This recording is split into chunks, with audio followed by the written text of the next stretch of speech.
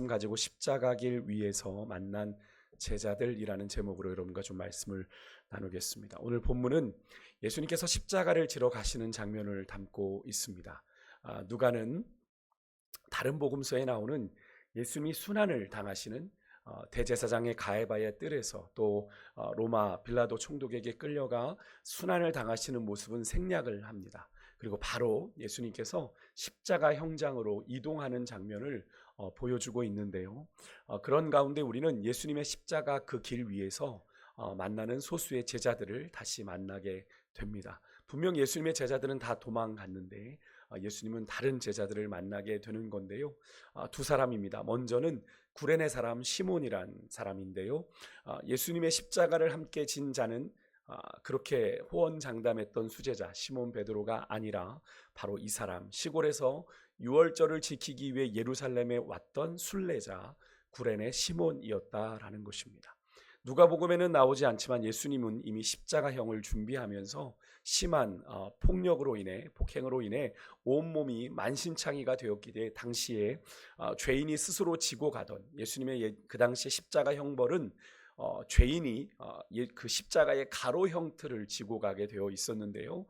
그 가로 형틀만 해도 한 30kg, 40kg 되는 형틀이었다고 합니다. 그 가로 형틀을 지고 갈 만한 체력이 되지 않았던 거죠. 그래서 로마 병정들이 지나가던 아무나 골라 예수님께서 그 떨어뜨린 십자가 형틀을 대신 지고 가게 했던 것인데요. 그런데 이 구레네 시몬은요, 자신의 의지와 무관하게 예수님께서 가시는 그 십자가 길의 동반자가 됩니다. 근데 흥미로운 건요, 마태와 마가는 같은 사건을 기록하면서 시몬이 그저 예수님의 십자가를 대신 졌다라는 기록만 남기고 있다면 누가는요 26절에 그가 예수님의 십자가 떨어뜨린 형틀을 지고 예수님을 따랐다라는 표현을 쓰고 있습니다. 누가복음의 주제 가운데 하나가, 중요한 주제 가운데 하나가 제자도라는 말씀을 드렸습니다. 그죠? 그래서 우리가 특별히 올해는 제자에 대한 말씀을 참 많이 나눴는데, 오늘 이 구레네 시몬이 그냥 예수님의 십자가를 우연하게 진 것이 아니라 앞서 가신 그 예수님의 뒤를 시몬이 그 십자가를 대신 지고 따르는 형태를 취하게 된 거죠.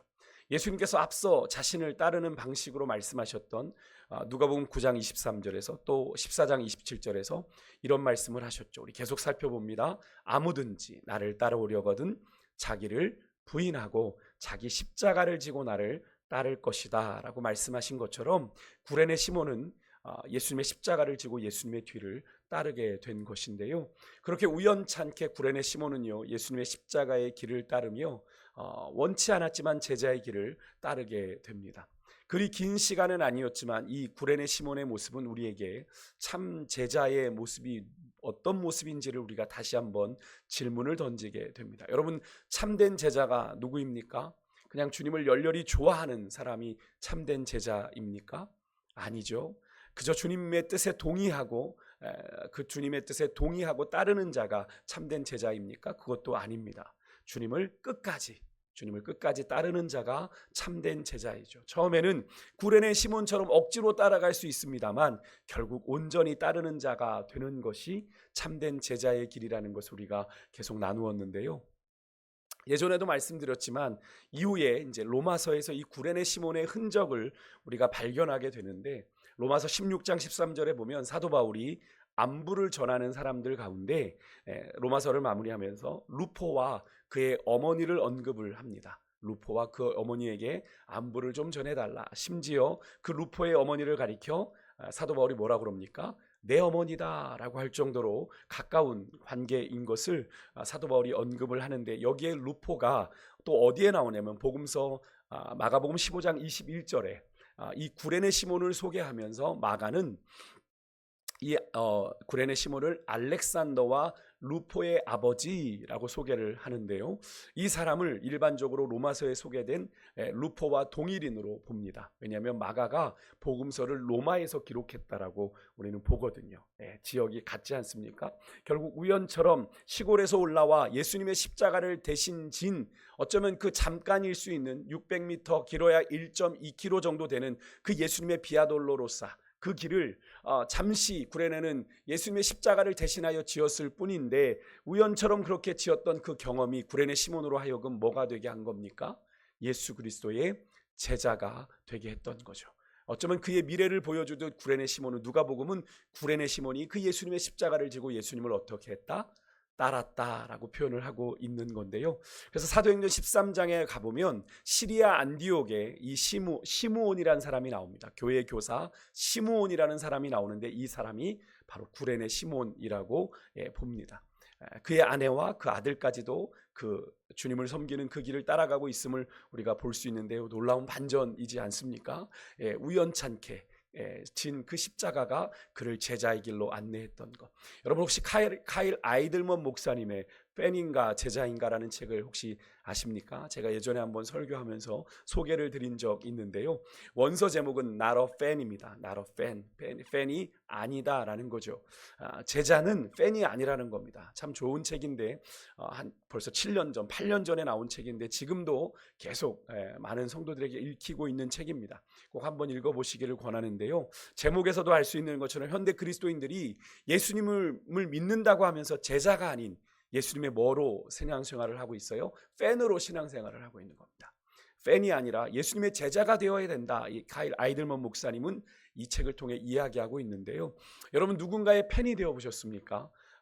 우리가 코로나를 지나면서 한창 트로트가 유명했을 때 트롯 가수들을 통해서 막 팬들이 많았습니다. 그죠? 임영웅 뭐죠? 이런 사람들 팬이 많았는데 우리 어르신들 중에도 참 팬들이 많이 늘어났는데 누군가의 팬이 되어 보셨다면 아마 이것이 이해가 더 쉬우실 건데 팬은 누굽니까? 자신이 좋아하는 사람에게 환호하지만 그러다가 팬심이 식으면 어떻게 되죠? 사라져 버리는 것이 팬입니다. 근데 제자는 어떻습니까? 제자는 와서 죽으라 하면 와서 죽기까지 하는 사람이 제자이죠. 그죠? 여러분은 예수님의 제자이십니까? 아니면 예수님의 팬이십니까? 또 하나 우리가 예수님의 십자가 길에서 만나는 제자는요, 바로 예수님과 함께 십자가에 달렸던 두 행악자입니다. 32절에 나오죠. 예수님께서 이들과 함께 사형 언도를 받고 십자가에 못 박히시게 되는데 이 두 행악자는 하나는 예수님 우편에, 하나는 예수님 좌편에 매달리게 됩니다. 이들 중에 누가 예수님을 향해 부정적인 반응을 보였는지는 알 수 없습니다만 그 중에 하나가 십자가 아래에서 예수님을 향해 조롱했던 관리들처럼 네가 그리스도라면 자신을 구원해봐라, 또 네가 유대인의 왕이면 너를 구원해봐라 조롱하던 이 로마 병정들처럼 예수님을 비방합니다. 39절에 보니까 네가 그리스도라면 너와 우리를 좀 구원해봐라 비아냥되는 거죠. 사실 십자가형은 그 당시에 가장 잔인한 형벌 가운데 하나였는데 그런 끔찍한 고통 속에서 죽어가는 마당에 저렇게 누군가를 향한 저주와 비방을 쏟아낼 수 있는 힘이 있었다는 것이 상당히 아이러니하지만 어쨌든 그 행악자는 그런 식으로 애써 자신이 앞에 다가오는 이 죽음의 공포를 좀 외면해 보려고 했던 것 같습니다. 하지만 그때 다른 제수가 그를 꾸짖죠. 40절 41절에 보면 네가 동일한 정죄를 받고서도 하나님을 두려워하지 아니하느냐? 우리는 우리가 행한 일에 상당한 보응을 받는 것이지만 이 사람이 행한 것은 옳지 않은 것이 없다라고 말을 합니다. 여러분 이 행악자가, 이 죄수가 어떻게 이런 고백을 하게 되었는지는 모르겠습니다만 분명한 것은요, 예수님의 결백은 어제 우리가 빌라도의 신문에서도 확인했던 것처럼 빌라도도 예수님의 죄가 없음을 몇 번이나? 3번이나, 그죠? 죄가 없다라는 선언을 하지 않았습니까? 그 당시에 누구나 공감할 수 있었다는 거죠. 예수님의 결백은요, 예수님의 죄가 없으심은 누구나 공감할 수 있는 사실이었다는 걸 이 행악자의 고백을 통해서도 우리가 확인하게 되는 것 아닙니까? 이 행악자는요, 자신의 행위에 대한 마땅한 형벌, 십자가에 달리고 나서야 자신이 얼마나 죄인된 자인지를 마주하게 되었고 그러다 보니 하나님을 두려워하게 된 겁니다. 그리고 예수님을 붙잡게 된 건데요. 그리고 이렇게 고백을 합니다. 저는 이 고백을 이번 말씀을 좀 준비하면서 늘 그렇게 읽었던 이 구절인데 이 구절이 좀 저에게 좀 다르게 다가왔는데요. 42절 우리 다시 한번 읽어보겠습니다. 같이 읽습니다. 시작. 예수여 당신의 나라에 임하실 때에 나를 기억하소서. 아멘. 여러분 이 행악자의 믿음이 얼마나 대단한 고백인지 여러분 아십니까? 사실 이 사람의 믿음은요, 예수님을 따랐던 12제자를 포함한 모든 사람의 믿음을 합친 것보다 더 대단한 믿음입니다. 여러분 제자들도 여전히 예수님을 사랑하기는 했지만 여러분 그 나라에 대한 소망은 산산이 부서졌죠. 예수님이 잡혀가는 순간 이미 그들이 꿈꾸던 그 나라에 대한 소망은 산산이 부서졌습니다. 그래서 그들 대부분이 어떻게 해요? 그런 예수님과 동일하게 같이 잡힐까봐 다 두려워 숨었잖아요. 그런데 이 제수는요, 자신의 옆에서 자신과 동일하게 죽어가는 예수님을 바라보면서도 무엇을 고백합니까? 당신의 나라를 고백합니다. 여러분 그렇지 않습니까? 하나님의 나라를 고백합니다. 그죠? 예수여 당신의 나라에 임하실 때 나를 기억해 주십시오. 여러분 내 눈앞에서 그 하나님의 나라를 선포하던 예수님이 죽어간다면 여러분 그분이 말하는 하나님의 나라에 대한 기대와 소망도 다 끝나는 것 아닙니까? 그잖아요. 죽는데 무슨 소용이 있어. 그잖아요. 인간적으로 보면, 현실적으로 보면 그게 맞는 거잖아요. 예수님이 죽는 순간 예수님이 그토록 공생의 3년 동안 선포했던 하나님의 나라는 다 끝나는 것 아닙니까? 외적인 상황은요, 그렇게 예수님께서 말씀하신 하나님의 나라가 그렇게 끝장나는 것처럼 보입니다. 십자가 위에서 그렇게 끝장나는 것처럼 보이는 것이 사실인데요, 그런 절망의 극치를 달려가는 그 순간에 오직 홀로 현재 이 수치와 절망을 넘어 미래의 하나님 나라의 영광을 바라보고 있는 이 죄수, 이 행악자의 이 놀라운 믿음의 고백이 여러분 얼마나 대단하고 또 놀랍기도 하고 여러분 감동적이지까지 하지 않습니까?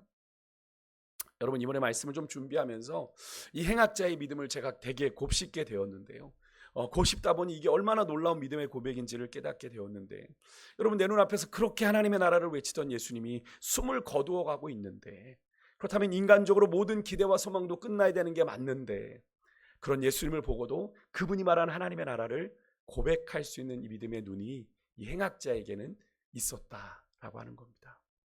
여러분 이 사람의 믿음은요, 이 고백만 놓고 본다면 3년간 예수님과 동고동락했던 12제자들보다도 더 나은 믿음의 고백이라 말할 수 있겠는데요, 여러분 예수님께서 그런 말씀하셨죠. 먼저 된 자가 나중되고 나중된 자가 먼저 될 일이 많다라고 말씀하신 것이 결코 허투루 들리지 않는 오늘 이 마지막의 장면입니다. 여러분 그래서 믿음은요 끝까지 가봐야 되는 거예요. 믿음은 끝까지 가봐야 되는 겁니다. 사실 예수님의 십자가 현장에는 어느 제자도 함께하지 못했습니다. 물론 요한복음에는 여인들과 함께, 갈릴리에서 온 여인들과 함께 요한이 예수님의 십자가 밑을 지킨 것처럼 기록되어 있습니다만, 다른 데 보면 멀리서 예수님을 따라갔을 뿐입니다. 예수님과 함께 십자가를 진 제자들은 아무도 없었습니다. 제자들이 그토록 소망했던 예수님의 우편에 좌편에 제자들이 있었습니까? 아무도 없었습니다. 여러분 그런 놀라운 믿음의 고백을 한 이 행악자를 향해 예수님께서 뭐라고 말씀하십니까? 43절에 오늘 그가 마지막 숨을 거두는 그 바로 그날 네가 나와 함께 낙원에 있으리라 하는 믿음의 확신을 그에게 심어 주시죠. 그는 무엇인지는 모르지만 이 사형 언도를 받을 정도로 법을 어기고 악하고 방탕하게 살다가 결국 형장의 이슬로 자신의 삶을 마무리하게 되었는데, 그 죽음을 그가 실제로 직면하고 자신의 죄인된 실체를 마주한 순간에 그는 예수님께 돌아왔고 그에 대한 믿음을 예수님께 정직하게 고백했던 건데요, 얼마나 복이고 은혜입니까? 여러분 이렇게 하나님의 은혜는요, 구원의 은혜는 여러분 어떻게 어느 순간에 임하는지 알 수 없는 게 하나님의 구원의 은혜입니다. 그래서 여러분 이 은혜를 우리는 때를 얻든지 못 얻든지 전하고 이야기해야 되는 거예요. 여러분 예수님의 모습은요, 이렇게 예수님께서 마지막까지도 누가복음 19장 10절의 말씀처럼 잃어버린 자를 찾아 구원하고자 이 땅에 오셨다라고 하신 그 말씀을 마지막 순간까지도 이루어 가시는 모습을 우리가 보게 되는 건데요, 오늘 우리는 예수님께서 십자가를 향해 나아가시는 길에서 만난 이 제자들을 묵상해 보았습니다. 그러면서도 다른 제자들을 떠올리게 돼요. 과거 예수님의 제자들 중에 어느 복음서에서는 어머니를 통해, 또 어느 복음서에서는 자신들이 예수님의 나라에서 우리 하나는 우편에 하나는 좌편에 앉게 부탁했던 제자들 떠올리게 되는데요, 여러분 누구였습니까? 야고보와 요한이었죠. 그런데 여러분 마가복음 10장 37절 38절에 그런 요구를 하는 그들에게 예수님께서 이런 말씀을 하셨습니다. 너희가 구하는 것이 무엇인지를 너희가 스스로 알지 못한다, 모른다라고 말씀을 하셨는데요, 오늘 사건에서 여러분 예수님께서 자신의 이 십자가 죽음을 통해 그의 나라의 출발을 준비하고 계시는 그 결정적인 순간에 예수님의 좌우편을 차지했던 사람들은 누구였습니까? 예수님과 같이 죽어가던 사형수들이었죠. 이 사실은 상당히 상징적인 의미를 갖는데요, 여러분, 예수님이 영광의 지위를 원하는 두 제자들에게 말씀하신 것처럼 예수님 옆자리에 앉고자 한다면 그들은 어떤 각오를 해야 한다는 겁니까? 십자가의 고난도, 십자가의 죽음도 당할 준비가 되어야 한다라는 것을 말씀하고 계시는 거죠. 그것을 상징적으로 보여주는 것이 오늘 이 십자가 사건입니다. 사실 이를 위해서 나를 사랑하는 나의 죄된 본성이 십자가에서 죽어야만 그 자리에 앉을 수 있다라는 말씀인 거죠.